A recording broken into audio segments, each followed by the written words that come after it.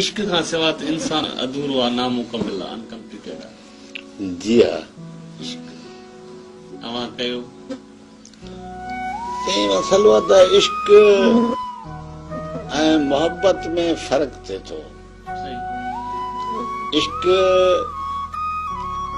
थींदो कंहिं पहाड़ी चश्मे मां पुरशोर आवाज़ सां वहंदड़ नदी वांगुरु, ऐं मोहब्बत थींदी आहे ॼण किंजर किनारे ते नूरी पाज़े पायो आस्ते आस्ते घुमे थी पई। उन में थधाण हूंदी आहे। इश्क में सेक्स ज़रूरी आहे, मोहब्बत में सेक्स ज़रूरी न आहे। वाह त इन जे करे ज़ाहिर ॻाल्हि आहे त मूं इश्क न कयो, पर मोहब्बत ज़रूरु कई आहे। अच्छा जी हा, ऐं उन खां सवाइ इंसानु अणपूरो आहे।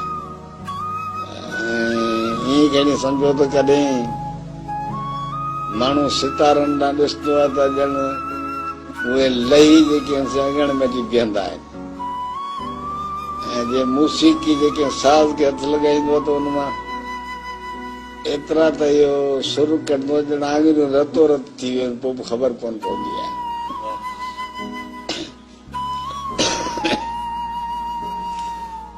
त बहरहाल कयो, बल्कि मूं सां कयो वियो। अच्छा जी हा, असांखे इश्क करण जो मौक़ो ई न मिलियो। ॿारो तणो माल चारींदे गुज़रियो। अख पटीसीं जवानी में त पोइ माना जेल जे शीशनि जे पोयां हुआसीं,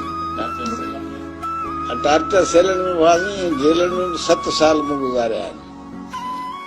त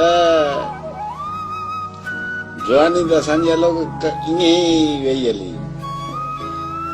त